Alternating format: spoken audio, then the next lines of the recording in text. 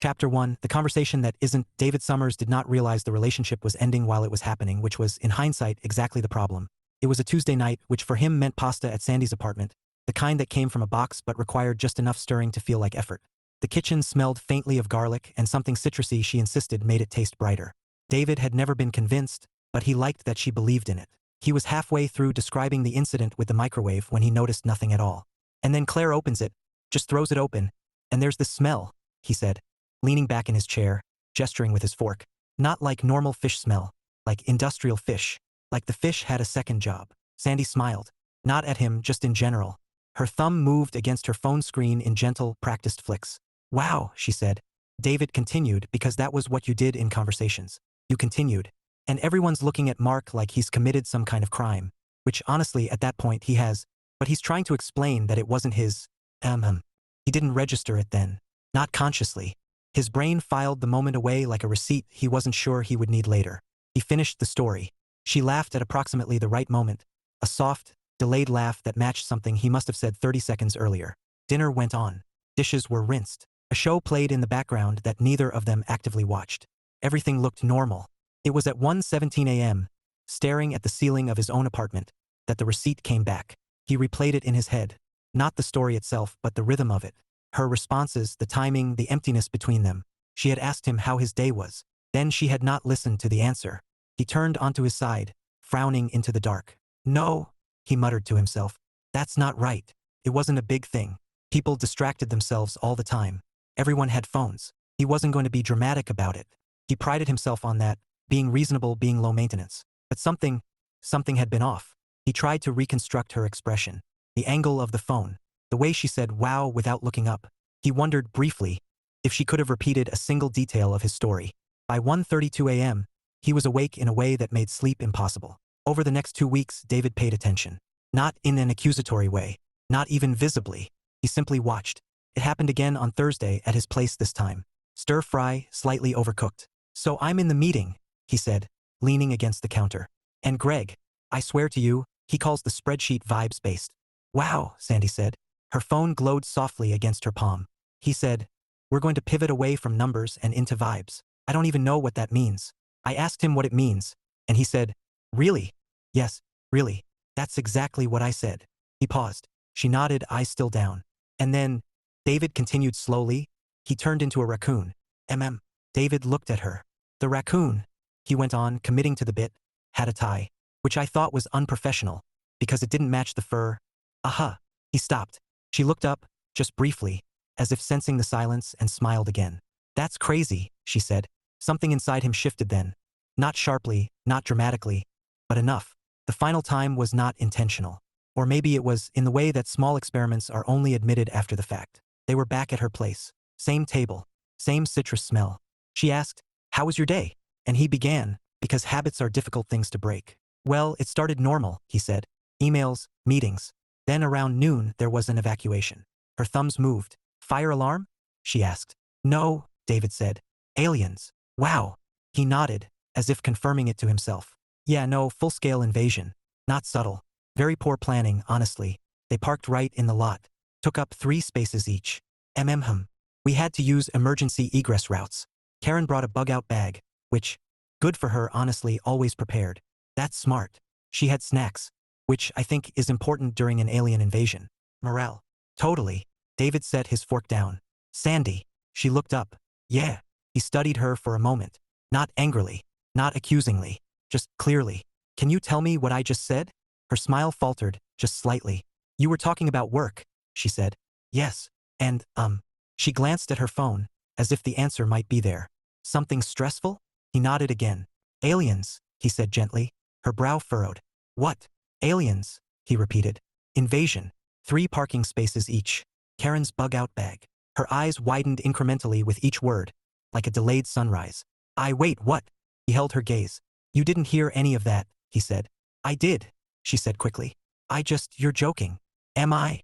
Yes, obviously, you're... David, come on. He leaned back in his chair. Okay, he said. What actually happened at lunch today? She opened her mouth, closed it. Her phone screen dimmed in her hand. She started. I thought you were just being funny. About what? About aliens. He nodded once. Right, he said. And before that? The microwave story? Last week. That was different. How? She hesitated. It just was. David let the silence sit. Not to punish. Just to let it exist. I think, he said finally, you're not listening to me. That's not true, she said immediately. I'm right here. Physically. Her expression shifted, defensive now. I can listen and check my phone, she said. People do that all the time. I'm sure they do. So what? This is suddenly a huge issue? It's not sudden. Yes it is, you've never said anything before. I noticed it before, he said. I decided to make sure. And your way of making sure was to lie about aliens? My way of making sure was to see if it mattered what I said. She stared at him. That's unfair. Is it? Yes. You're making this into… What? Like I'm a bad girlfriend because I checked my phone during dinner. I didn't say that. You're implying it. I'm saying I don't feel like I'm being heard. I hear you. You're hearing me now, he said. Because I stopped talking. That landed. For a moment, neither of them spoke. Then Sandy set her phone down, slowly, as if that might fix something retroactively. Okay, she said. I'm listening. Go ahead. David looked at her. There it was, the offer, the correction, the thing that might have worked earlier. But something had already solidified. No, he said. She blinked. No, I don't want to compete with your phone for attention, he said calmly. I don't want to run experiments to prove I matter in a conversation. You do matter, she said. Sometimes I'm multitasking. I don't want to be something that gets multitasked. That's dramatic. It might be, he agreed. But it's also how I feel. She crossed her arms, frustration creeping in. So what? You're breaking up with me because I looked at my phone? I'm ending the relationship, he said. Because I don't feel present in it. Her face changed then, not defensive, not dismissive, but startled. David. He stood, pushing his chair in carefully. I'm not angry, he said. I don't think you're a bad person. I just don't think this works for me anymore. That's not something you just decide in one conversation. I didn't, he said softly. She stood too. We can fix this. Maybe you can, he said. For someone else. That's not fair. It's not about fair. Then what is it about? He paused. It's about not being invisible, he said. The room felt smaller suddenly. So that's it? She asked. He nodded. That's it. He picked up his keys from the counter. Walked to the door. Sandy didn't follow. David, she said one last time. He turned. I hope things get better for you, he said. Genuinely.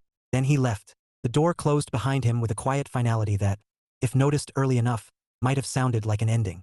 Chapter 2. The echo after silence. The first thing David noticed about being single again was the silence. It wasn't dramatic silence. No sudden vacuum. No cinematic emptiness with echoing footsteps and meaningful glances at doorways. It was smaller than that. Practical. Specific. It was the absence of someone asking, "What do you want for dinner?"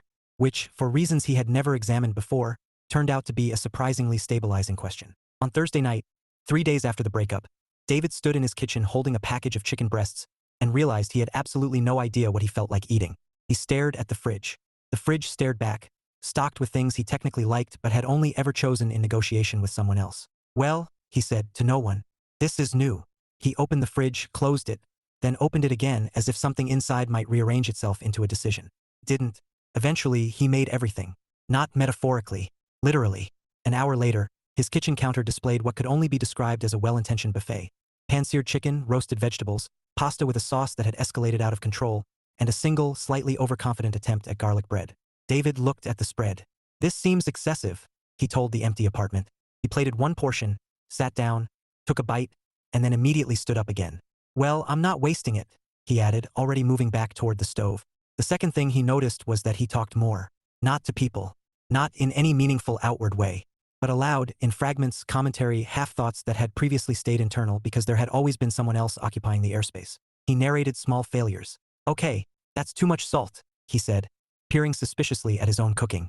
He narrated minor successes. That's actually pretty good, he admitted, chewing. And sometimes, without realizing it, he narrated memories. Yeah, but she liked the other one better, he muttered once, then froze. He set his fork down. The apartment didn't respond. Which, of course, was the point. On Saturday, he met up with his friend Eric, who had the kind of personality that made every conversation feel like it could turn into a punchline if given enough time. Eric leaned back in his chair at the bar, studying David with undisguised curiosity. So, he said, you broke up with her. Yes. David took a sip of his drink. Eric blinked. That's it? That's the story? No dramatic collapse? No mutual crying in the rain? It didn't rain, David said. That's borderline irresponsible. If you're going to end a long-term relationship, at least coordinate with the weather. It wasn't dramatic. Eric leaned forward. Then what was it? David considered how to explain it. She wasn't listening to me, he said. Eric waited. And? He prompted. That's it. Eric squinted. Hold on. You ended a 2.5-year relationship because she checked her phone during dinner. It wasn't just one time. Okay, multiple times. It became a pattern. Eric made a small circling motion with his glass. And the pattern was, what, exactly? David hesitated, then found words that felt closer to the truth than the simplified version. The pattern was that I could have said anything, he said, and it wouldn't have mattered. Eric tilted his head. I tested it, David added. Oh no, Eric said immediately, delighted. You tested it? What did you do? Aliens. Eric froze. I'm sorry, what? I told her a story about an alien invasion in the middle of a normal work story, David explained. She didn't notice. There was a brief pause. Then Eric laughed so hard he had to put his drink down. You're kidding. I'm not. You went full science fiction and she just, what, nodded through it? Yes. Eric wiped his eyes. That's actually incredible. It wasn't funny at the time. No, I get that, Eric said, still grinning. Emotionally devastating, symbolically rich, but also objectively hilarious. David allowed himself a small smile. It clarified things, he said. I imagine it would. Eric leaned back again, sobering slightly. So you're good with it? He asked. No second thoughts? David thought about that longer than he expected to. I don't think I'm wrong, he said finally. That's not what I asked. He exhaled. I think, he said slowly, I should feel worse. Eric raised an eyebrow. You think you should feel worse? Yes. Why? Because it was long-term. Because she didn't do something obviously terrible. Because logically there should be more drama attached. Eric considered that. Or, he said, you've been mentally checking out for longer than you realized. David didn't respond immediately. It wasn't an accusation. It wasn't even framed like one. Just a possibility, placed gently on the table between them. I don't think I checked out, David said. I think I noticed I wasn't being checked into. Eric made a face. That's not a phrase. It is now. I'm not convinced. David smiled faintly. Eric leaned forward again. So what are you going to do now? Honestly, please. I don't know, David said. Figure out what I actually like. I guess. Without input. Eric nodded slowly. That sounds suspiciously like personal growth. It's unintentional. All the worst kinds are. Across town, Sandy Rice sat on her childhood sofa, her phone resting. Not in her hand, but beside her, screen dark. Her mother watched her with the quiet attention of someone who had already formed an opinion but was willing to hear the explanation anyway. So, her mother said, tell us what happened. Sandy exhaled. He broke up with me, she said. Her father, seated in the armchair across from her, nodded once. Yes, that part we understood. He said I wasn't listening to him. Her mother's brows knit slightly. Were you? Of course I was, Sandy said, defensive reflex kicking in. I was right there with him. Her father leaned forward, resting his elbows on his knees. That's not what he asked, he said. Sandy blinked. What? He didn't say, were you physically present? Her father continued. He said you weren't listening. I was multitasking, she said. People do that all the time. Her father studied her for a moment. Did you hear everything he said? Sandy hesitated. That's not fair, she said. He was exaggerating things to make a point. Answer the question. She looked down, then back up. No, she admitted. Her father nodded once, decisive. Then he's right. Her head snapped up. What, Dad? You didn't lose him intentionally, he said, his tone calm but firm. You let him walk out of your life because you didn't see him when he was in it. The words landed harder than she expected. I saw him, she insisted. We spent time together. We had dinners. You saw the routine, her father said. That's not the same thing. Her mother spoke more gently. Sweetheart, she said. When someone is talking about their day, they're not asking for a performance. They're asking for attention. I gave him attention. You divided your attention, her father corrected. Sandy frowned. That's normal now. Everyone. Normal doesn't mean good, he said. She sat back, crossing her arms. So that's it? I'm just wrong. Her father shook his head. No, he said. You're learning. That doesn't help me now. No, he agreed. It won't help you with David. The finality in his voice made something tighten in her chest. You think there's no fixing it? I think, he said carefully, that even if you fix the behavior, you can't erase how it made him feel. Sandy was quiet for a long moment. Her phone buzzed once beside her. She didn't reach for it. Back in his apartment, David stood in front of his sink, staring at the unreasonable number of dishes he had created. He rolled up his sleeves. Okay, he said aloud. This part, I do know how to do. He turned on the water. As he worked through the stack, Plate by plate, glass by glass, his mind drifted not toward Sandy exactly, but toward the shape of things. The patterns, as he had called them. If someone could forget you once, could they forget you twice? He rinsed a pan. The thought didn't feel bitter, just resolved. He set the clean dish on the rack. I'm not invisible, he said, not as a question this time, but as a quiet statement of fact. The apartment, still silent, felt slightly different now. Less empty, more open. He dried his hands, glanced at his phone on the counter, and for once, didn't feel any urgency to pick it up. Instead, he leaned back against the counter, exhaled slowly, and let the quiet settle into something that resembled space. It would take him exactly 4 more days to meet someone who actually listened. But for now, the silence was enough. Chapter 3, Relearning Conversation. It started, as most inconveniently significant things do, with coffee. David had not intended to go out that morning. His plan, if it could be generously called that, had been to stay in, finish the leftovers still populating his fridge like a well-meaning army, and avoid any situation that required decision-making beyond choosing between socks. But by 10:12 a.m., he had run out of clean mugs, which, as it turned out, was the tipping point. This, he said to himself, holding a spoon over the sink like it might explain something, is how people end up outside. So he grabbed his jacket, his wallet, and a vague sense of purpose, and stepped into the city with the air of someone who had not quite committed to being there. The cafe was already busy. There was a line that curved just enough to be discouraging without being long enough to justify leaving. David joined it, adjusting his stance like someone preparing to endure a mild inconvenience. He glanced around. People on laptops, people on phones, people not talking to each other. There was something almost comforting in the uniformity of it. At least he thought it made the rules clear. The girl in front of him turned around abruptly, nearly colliding with him in the process. "Oh, sorry," she said quickly, steadying her drink. "They just called my name and I panicked mid-stride." "It happens," David said. "Caffeine urgency is a real thing." She smiled, slightly breathless. "You'd think I was being chased. Depending on how long you've waited, arguably you are." She let out a small laugh. "Fair," she said. "Though I did just discover I might have ordered the wrong thing." She held up her cup like evidence. The label read something long and aspirational involving oat milk, cinnamon, and at least one optional life choice. David squinted at it. "That seems intentional," he said. "That's the problem," she replied. "It was intentional at the time. And not now. And not now." There was a brief pause as she looked between the cup and the counter, weighing some internal debate. Then she sighed. "You ever commit to something and then immediately lose faith in yourself as a decision-maker?" "Constantly," David said. "This morning I almost made eggs. I don't even like eggs." She tilted her head. "Almost. I stood in front of them for a full minute. It was convincing. I respect the restraint." He nodded. It was hard one. The barista called another name. The girl turned halfway, then back again. "You think they'll let me change it?" she asked. "I think they'll judge you silently and then do it anyway." "That feels accurate." She stepped out of line and approached the counter, lifting the cup like a peace offering. "Hi," she said. "I just made a mistake with my order." David turned away slightly, giving her the social courtesy of pretending not to listen while absolutely listening. There was a brief exchange. Some polite negotiation. A pause. Then she came back holding the same cup. "They said I could exchange it," she said, unimpressed. "But I'd have to pay the difference. That seems fair." "It doesn't feel fair. Those are often different things." She exhaled, resigned. "Okay," she said. "New strategy." She looked at David. "You want this?" she asked, holding out the cup. He blinked. "I don't know what it is," he said. "Neither do I," she admitted. "It's adventurous." "I'm not feeling adventurous. You said you almost ate eggs." "That was theoretical." "This can also be theoretical. You don't have to commit to liking it." David hesitated, then gestured toward the cup. "What's in it?" She read off the label. "Oat milk, cinnamon, honey." Something that sounds like it was invented during a wellness retreat. He considered that. "I respect the honesty," he said. "Thank you. I try not to oversell confusion." He reached out and took the cup.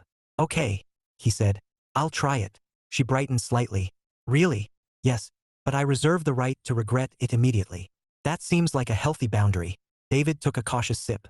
He paused. She watched him with open curiosity, not distracted, not half engaged, but fully present in the outcome of this very small, very inconsequential exchange.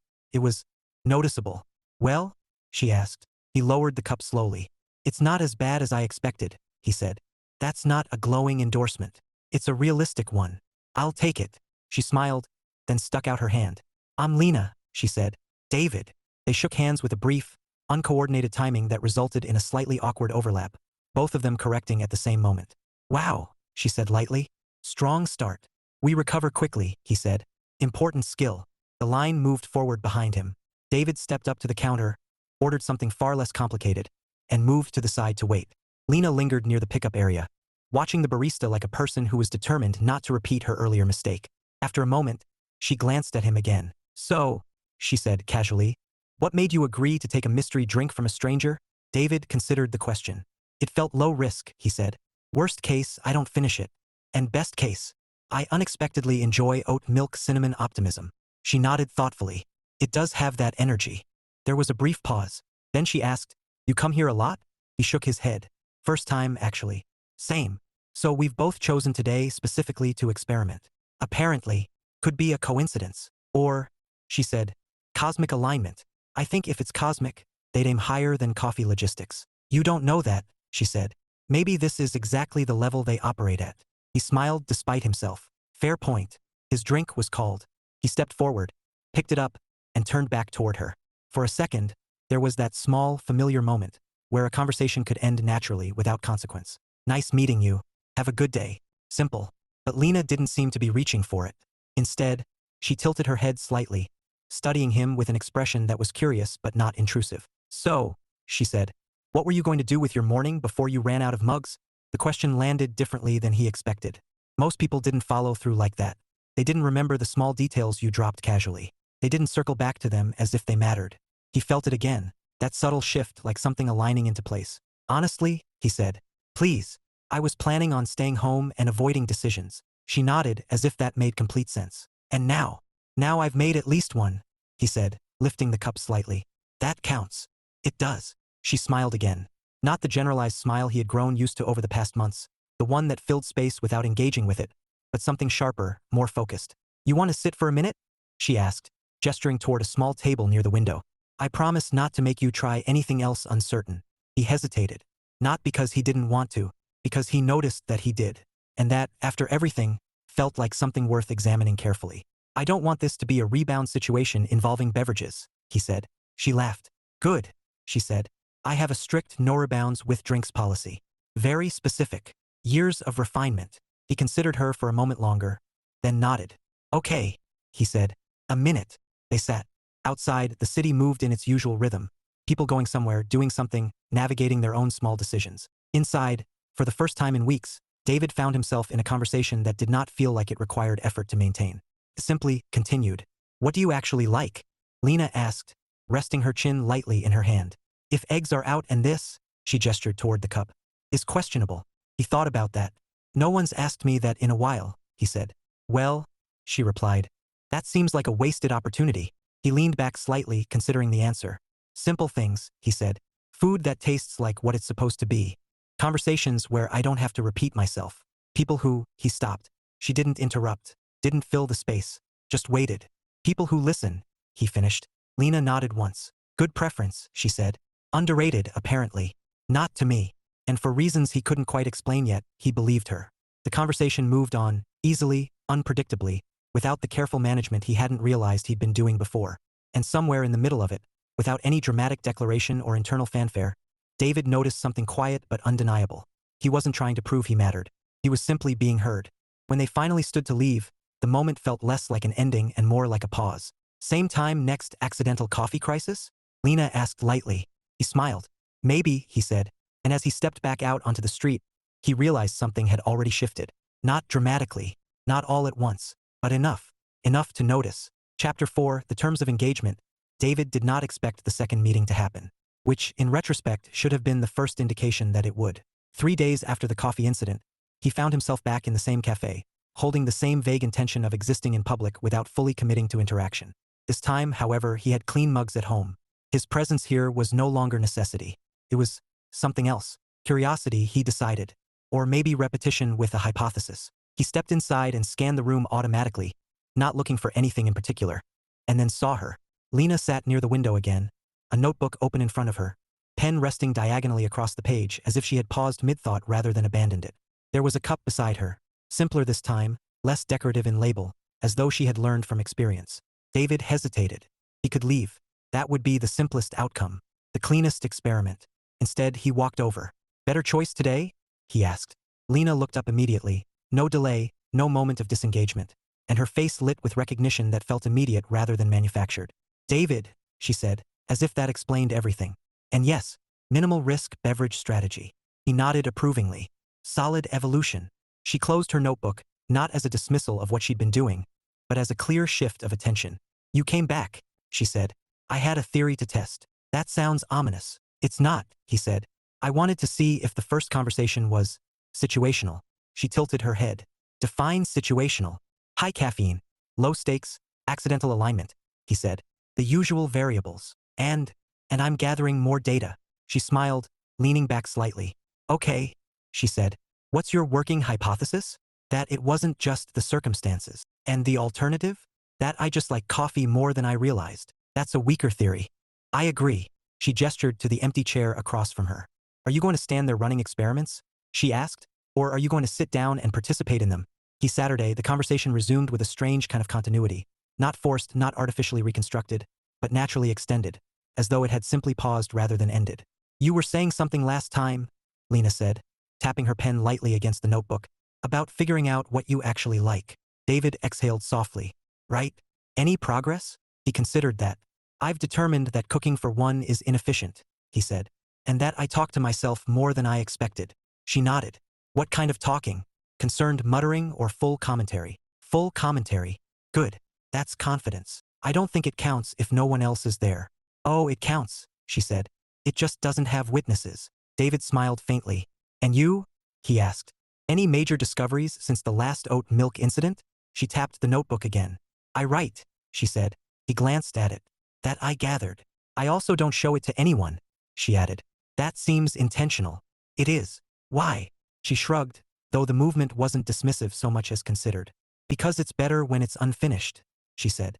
Once something's finished, it can be judged. And unfinished things can't? They can, she said.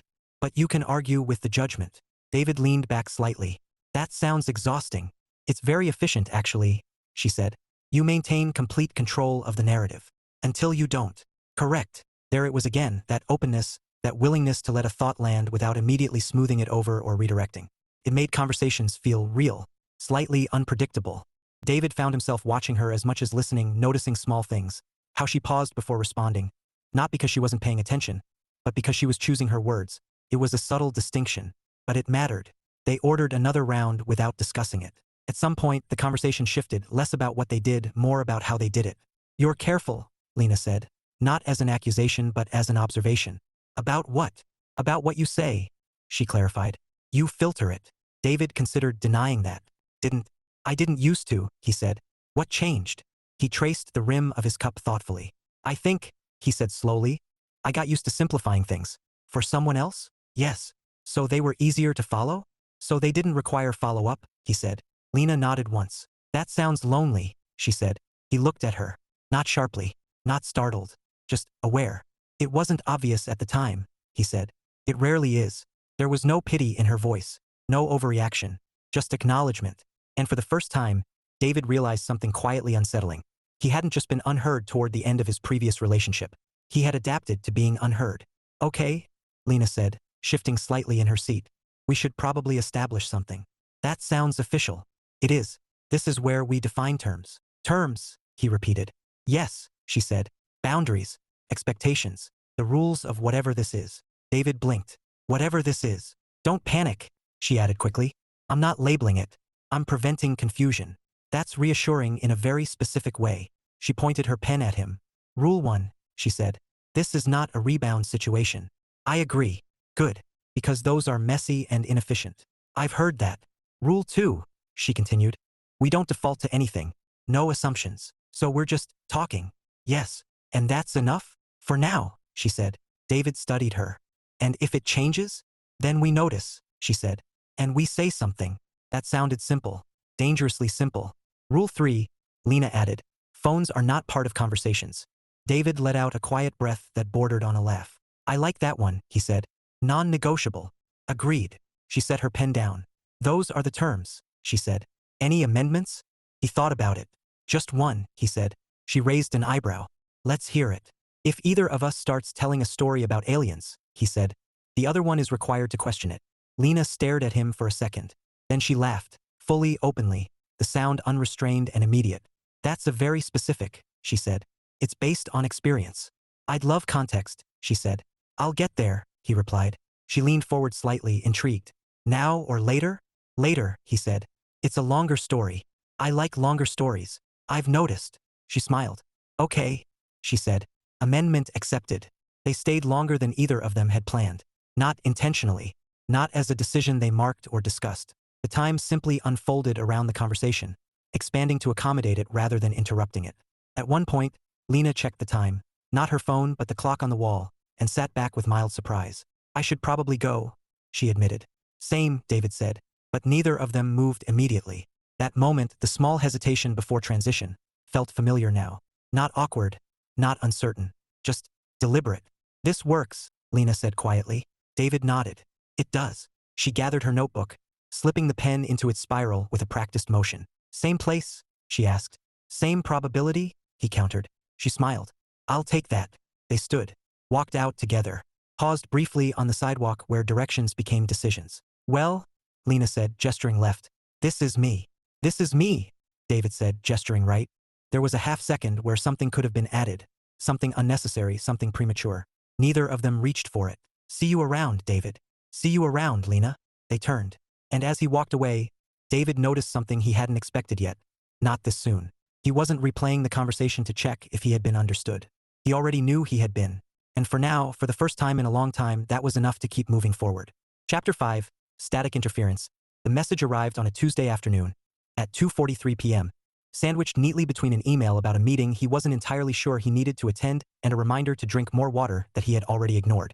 David didn't notice it immediately. He was in the middle of something that required just enough attention to keep his mind occupied but not enough to prevent it from wandering. Adjusting a spreadsheet, correcting numbers that refused to stay consistent, mentally narrating each step like he had been doing more often lately. Okay, he muttered under his breath. That one goes there, and that one definitely does not go there.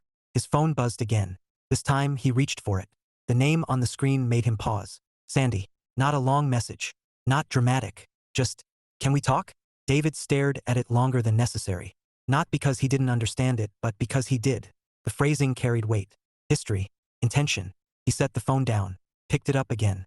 Read the message once more, as if the words might rearrange themselves into something easier. They didn't. He exhaled slowly and typed. What about? The reply came faster than he expected. About everything. About what happened. I've been thinking a lot. He leaned back in his chair. Of course she had. That was the part no one really talked about. The delayed clarity. The realization that arrived after the moment had already passed, when there was nothing left to influence except interpretation. He didn't feel angry. He didn't feel anything sharp enough to guide him. Just measured. We can talk, he typed. But I don't think it's going to change anything. There was a longer pause this time. Then, I understand that. I still want to try. He stared at the words, then locked his phone without replying. Not out of avoidance, out of intention. He told Lena about it that evening. Not immediately. Not as a dramatic reveal inserted into the conversation. It came up organically, woven into the flow of things as naturally as everything else between them had begun to do. They were walking this time, not sitting in the cafe, but moving slowly through a park nearby, the kind of place that encouraged conversation by removing distractions rather than adding to them. Lena kicked lightly at a patch of gravel as he spoke, listening without interruption. She reached out today, he said. Lena nodded once. That was fast. Not really, he said. It's been a few weeks. For reflection, I mean. He considered that. Maybe. And you're meeting her? Yes. She glanced at him briefly. You seem calm about it. I am, he said. That's either a very good sign, she said, or a very complicated one.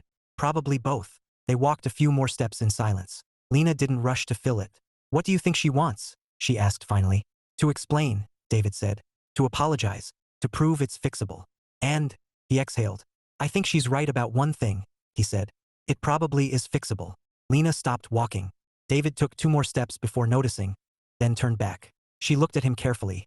Not judgmental, not guarded, just attentive in a way that made the question real. That doesn't sound like a closed door, she said. It is, he replied. Even if it's fixable? Yes. Why? He took a moment before answering. Because fixing it doesn't undo it, he said. It doesn't change how it felt. Lena nodded slowly. And that matters more. Yes. They started walking again, slower now. After a moment, she said, that's a hard line to hold. It's not about being hard, he said. It's about being honest. Same difference sometimes. He smiled faintly. Maybe. She was quiet for a few seconds, then added, for what it's worth, I think you're right. He glanced at her. You do. Yes, she said. But I also think it's rarely that simple. It doesn't feel complicated to me. No, she said. You're the one inside it. There was no criticism in her tone, just observation. And strangely, that made him think more carefully, not less. He met Sandy the next afternoon. Neutral ground. A small cafe neither of them had used before. Not intentionally symbolic, but practical. Somewhere without history. She was already there when he arrived. Her phone sat on the table, face down. David noticed it immediately. Of course he did. "Hi," she said, standing as he approached. "Hi." They didn't hug. They sat. There was a brief, polite pause, like two people waiting for the official start of something that had already begun. "Thanks for meeting me," she said. "Of course." Another pause. Then Sandy took a small breath, as if bracing herself. "I've been thinking a lot," she said. He nodded. "You said. I didn't realize what I was doing," she continued. "Not fully. I thought I was just busy, distracted. But I see it now." David listened. Really listened. Not in the passive way he had grown accustomed to enduring, but actively, the way he had started to relearn. "I was there," she said. "But I wasn't present. And that's not the same thing." He didn't interrupt. "I kept telling myself it wasn't a big deal," she went on. "That everyone does it. That it didn't mean anything. And now?" he asked. "Now I think it meant everything," she said. The honesty landed differently than he expected. Not as a correction.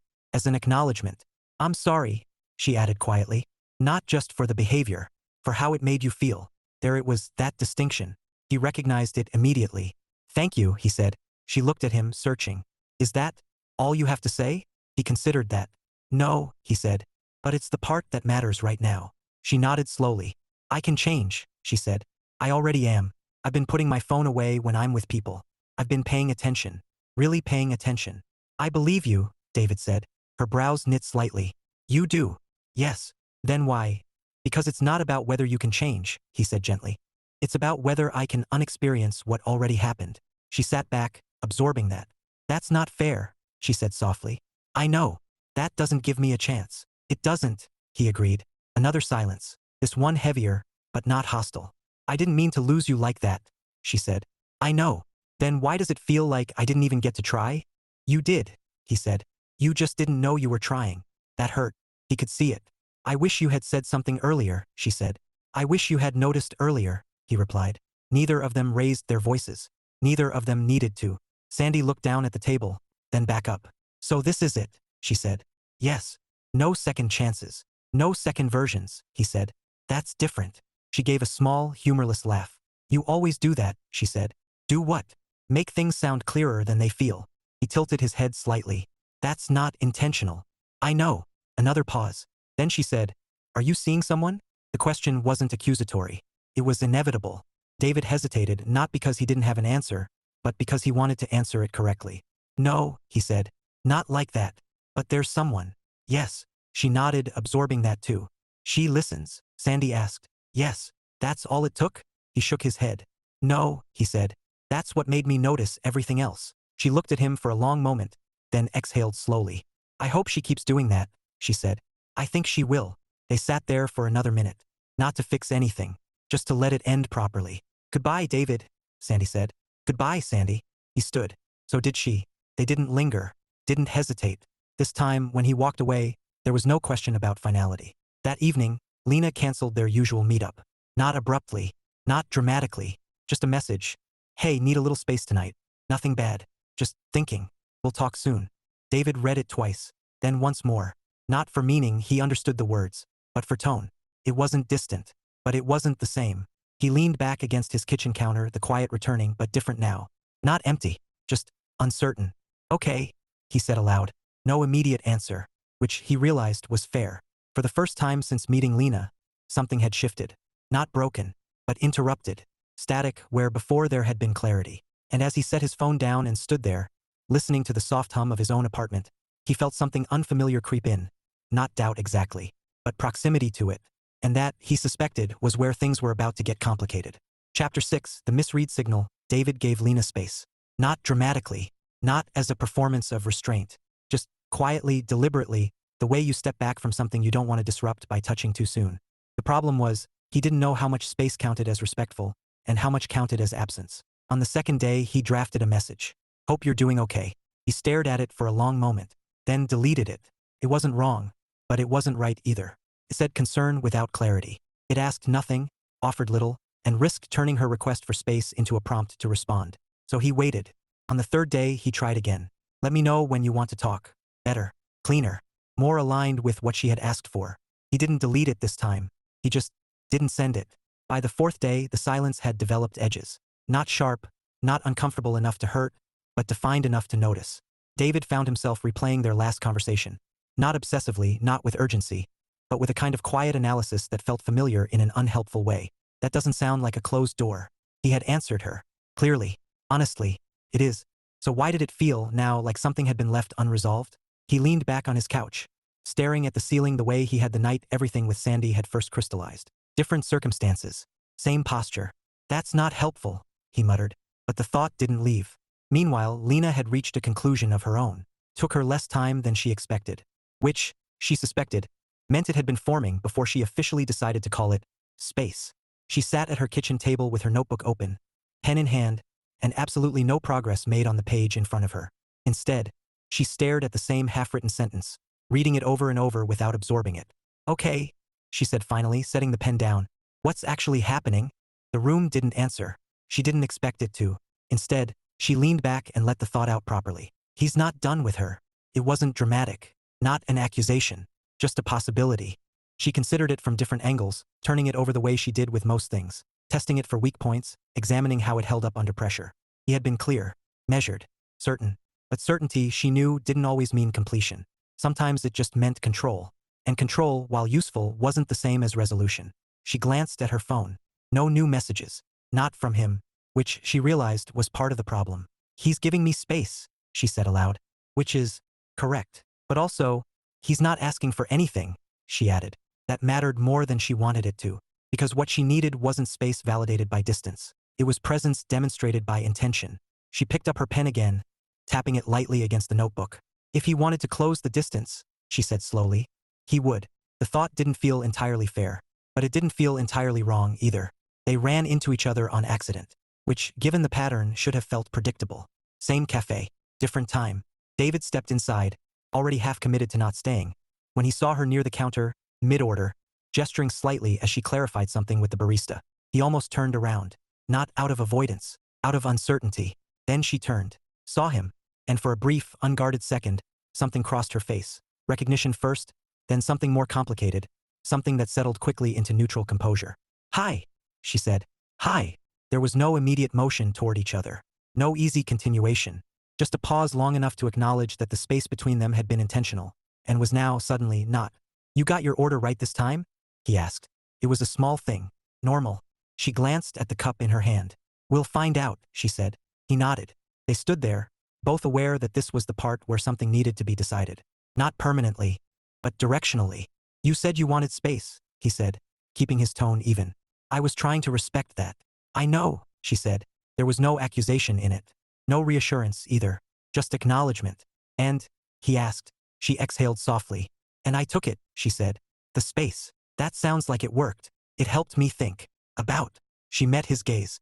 About whether I want to be in something where I'm not sure the other person is fully there. The words landed carefully, intentionally, not thrown, not softened. David absorbed them. I am there, he said. She tilted her head slightly. You are now, she said. But you weren't sure 3 days ago. I was sure. You said it was fixable. That doesn't mean I wanted to fix it with her. But it means part of you still sees it as unfinished, Lena said. He frowned slightly. That's not the same thing. No, she agreed. It's not. But it's close. There it was, that gap. Not dramatic, subtle, but significant. David took a step closer, lowering his voice slightly. I meant what I said, he said. I'm not going back. I believe you, she said. Then what's the issue? She hesitated, not because she didn't know the answer, but because she was deciding how directly to say it. The issue, she said finally, is that I don't want to be the person you move toward because you've moved away from someone else. David blinked. That's not what this is, isn't it? She asked. There was no edge in the question, just curiosity sharpened by caution. It doesn't feel like a replacement to me, he said. That's not what I'm asking, she replied. I'm asking if it's a continuation. He opened his mouth, closed it, because the honest answer, the precise answer, was not simple. And she noticed. Of course she did. That's what I thought, she said quietly. It's not that, he said quickly. It's just, he stopped, rethought it, started again. I need time to figure out where I am in it. he said. She nodded once. That's fair. Silence settled between them again. This time it didn't feel neutral. It felt like a turning point that had already passed. So, David said carefully, what does that mean for this? Lena looked at him for a long moment. It means I don't think we should keep going like it's uncomplicated, she said. It wasn't uncomplicated before. No, she agreed. But it was clear. And now it's not. He exhaled slowly. And your solution is more space. My solution, she said, is not pretending I'm okay with uncertainty when I'm not. That's not pretending, he said. That's just waiting, she offered. Yes, she considered that. I don't want to build something on waiting, she said. It's not building, he said. It's just not stopping. That's the same thing eventually. Another pause. Then she stepped back slightly, not dramatically, just enough to make movement the logical next step. I don't think this is the right timing, she said. The words were calm, final in a quiet way. David felt the shift fully this time, not confusion, not static. Distance. But it was, he said, unable to stop himself. It was working. It was, she agreed. And now it isn't? Now it's unclear, she said. And I don't want to guess. He looked at her, searching for something. An opening, a misinterpretation, a way to correct what felt slightly off. But there wasn't one, because she wasn't wrong. And neither was he. That was the problem. Okay, he said finally. Not agreement. Acceptance. She gave a small nod. Take care, David. You too, Lena. This time, when they turned away, there was no hesitation at the edge of it. No pause to reevaluate. Just motion. Separate directions. Later that night, David stood in his kitchen again, staring at the now familiar quiet. Felt different this time. Not open. Not entirely empty. Just misaligned. He leaned against the counter, running a hand through his hair. That didn't land right, he said aloud, because it hadn't. Not completely. Not in a way that felt resolved. Somewhere in the conversation, something had been missed. Not ignored. Not dismissed. Just not fully understood. And for the first time since he had walked away from Sandy, David felt an uncomfortable but undeniable realization begin to take shape. Listening wasn't just about hearing someone. It was about understanding what they meant, even when it wasn't stated cleanly. Especially then. He exhaled slowly. Okay, he said again. This time not as acceptance, as preparation. Because if there was one thing he knew now, one thing he wasn't willing to repeat, it was letting something important go unexamined just because it was easier in the moment. And somewhere between what he had said and what Lena had heard, there was still a conversation left unfinished. Chapter 7, the actual conversation. David didn't go back to the cafe. Not because he was avoiding it, because it felt like the wrong place for what needed to happen next. It had worked for beginnings, accidental ones, easy ones, the kind that didn't carry expectations. But it wasn't designed for correction. And that was what this was. Correction. Not of Lena. Not even entirely of the situation. Of himself. It took him most of Thursday to understand that. Not as a sudden realization, but as a slow alignment of thoughts that had been circling since their last conversation. He replayed it again, not line by line, not for mistakes, but for meaning. I don't want to be the person you move toward because you've moved away from someone else. At the time, he had resisted that framing, because it didn't match how it felt from inside his head. But that, he realized now, had been the problem. He had responded from his own clarity, not hers. And listening, actual listening, wasn't about defending your meaning. It was about understanding theirs, even if you disagreed. Especially then. He stood in his kitchen, staring at his phone without picking it up. Okay, he said quietly. What did she actually say? Not the words. The intent. She didn't want to be a continuation. She didn't want to guess. She didn't want to build something on uncertainty. None of that had been about Sandy. Not really. It had been about risk. About not stepping into something where she had to wonder if she was standing in the right place. David exhaled slowly. I answered the wrong question, he said, because he had. He'd explained his decision. He hadn't addressed her concern.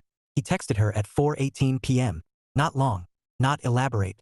Just, I think I misunderstood what you meant the other day. Can we talk? Not to convince you of anything, just to understand it correctly. He read it once. Didn't edit it. Sent it. Then he set the phone down. This time he didn't wait with it in his hand. Didn't track the minutes. He gave the message the same thing she had asked for before. Space. Lena read it 10 minutes later. Not immediately. Not because she was avoiding it. Because she had left her phone in the other room on purpose. A habit she had reinforced over the past few days with increasing discipline.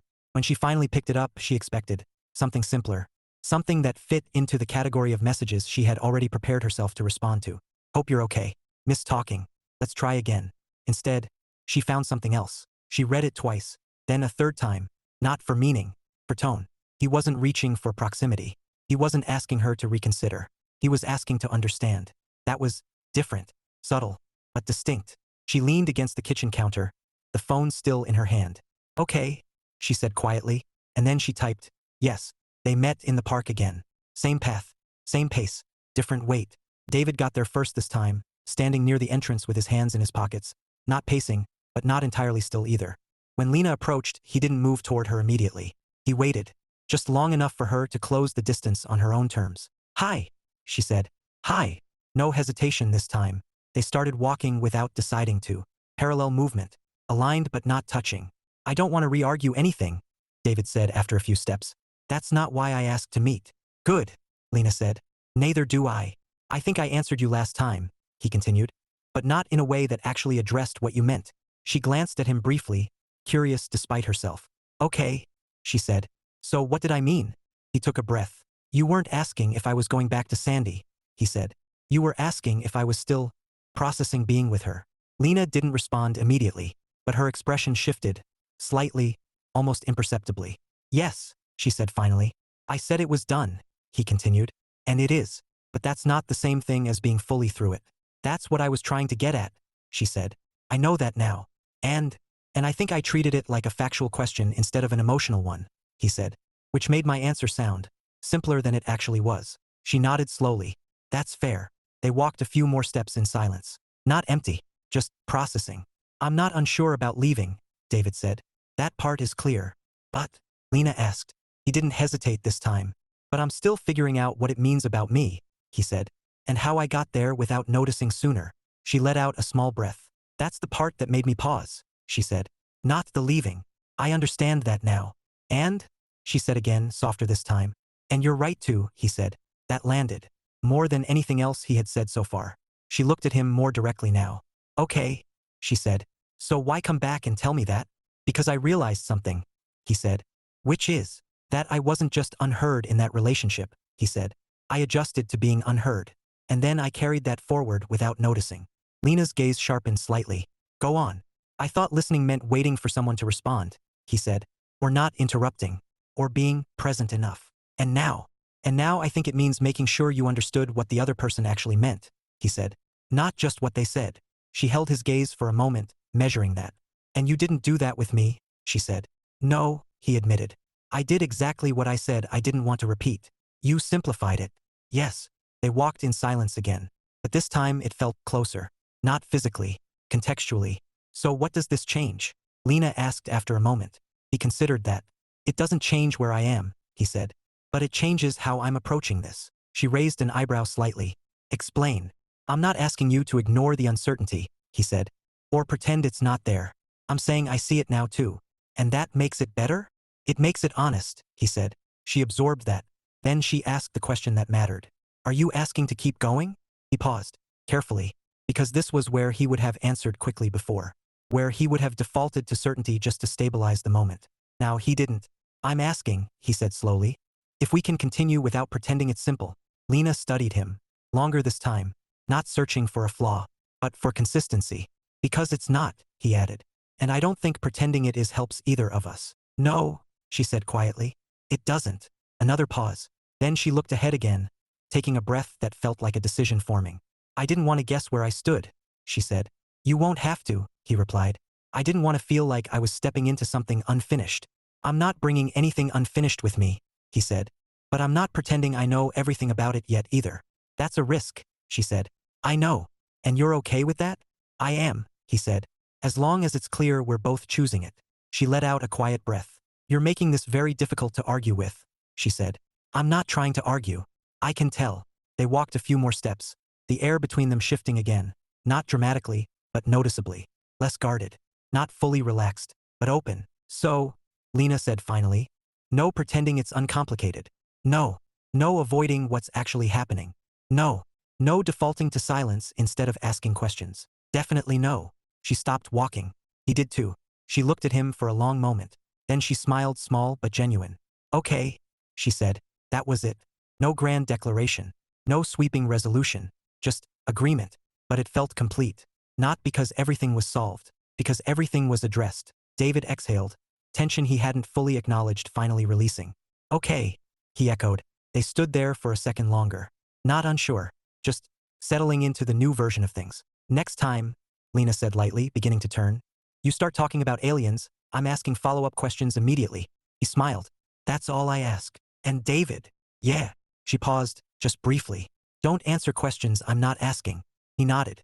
I won't. This time, when they walked in opposite directions, the distance didn't feel like separation. Felt intentional, measured, and, for the first time since things had shifted, clear. Chapter 8 Full reception. The next time they met, there was no accident to it. No coincidence disguised as fate. No shared line. No overlapping routine pretending to be inevitability. It was planned. Simple. Saturday. Lena had said. Saturday. David had agreed. No qualifiers. No ambiguity. They chose the park again. Not because it was symbolic, but because it worked. It held conversation without containing it. No tables to sit at. No time limits disguised as lingering staff or closing hours. Just open space and the steady rhythm of walking side by side. David arrived first. Not early enough to feel rehearsed. Just ready. He stood near the same entrance as before, hands in his pockets, the quiet around him feeling familiar again, but not in the way it had after the breakup. This wasn't emptiness. It was anticipation without urgency. When Lena approached, he noticed something immediately. She wasn't guarded. Not closed off, not hesitant. Just present. The same way she had been that first day in the cafe. Attention forward, unfragmented. Hi, she said. Hi. They fell into step naturally. No need to negotiate distance between them. Settled on its own. For a while, they didn't talk. Not because there was nothing to say. Because there was no need to rush into saying it. There was something oddly comfortable about it now. This shared silence that didn't demand justification. Eventually, Lena spoke first. So, she said lightly. No experimental beverages today. Tragic, I know, David replied. I thought about bringing one, just to maintain continuity. I appreciate the theoretical effort. I aim for consistency. That's new, she said, glancing at him. It is. She smiled slightly. That's good. They walked a few more steps before she asked the question that mattered. Not abruptly, not carefully, just directly. How are you? David didn't answer immediately. Not because he didn't know. Because he was choosing how to answer. Honestly, he said. Always. I feel clearer, he said. Not completely sorted. But clearer about what I'm doing while I figure it out. She nodded. That's different from before. Yes. How? He considered it. Before, I thought clarity meant having all the answers, he said. Now I think it means knowing when you don't have them, and not pretending you do. That's a useful distinction. I'm finding that. She looked ahead, thoughtful. And you're okay being in that space? I am, he said. As long as I'm not pretending it's something else. And you're not? She asked. He shook his head. No. They reached a stretch of path shaded by trees. The light softer there, quieter somehow. Lena slowed slightly. So where does that leave us? She asked. David exhaled softly. Not uncertain, he said. Just intentional. She raised an eyebrow. Explain. I want to be here, he said. Not because it's easier than being somewhere else. Not because it fills space. But because I'm choosing it. She listened without interruption. And I don't need it to be perfect or fully defined to know that, he added. That sounds like a pitch, she said lightly. It's not, he replied. It's a statement. Better. They walked a few more steps. Lena watched him for a moment, then said, And what exactly are you choosing? He smiled slightly. You, he said. There was no build-up to it. No dramatic weight behind the word. Just clarity. She held his gaze. And what does that mean to you? She asked. That I pay attention, he said. That I don't assume I understand something without checking. That I don't let things drift into background noise. She nodded slowly. And if I call you out when you do? You should, he said. I will. I know. She stopped walking. He did too. They stood facing each other now, the easy forward motion paused, but not disrupted. Just redirected. You realize, Lena said, this is the part where most people overcomplicate things. I've noticed that. And you're not going to? I'm trying not to. She smiled a little more openly now. Okay, she said.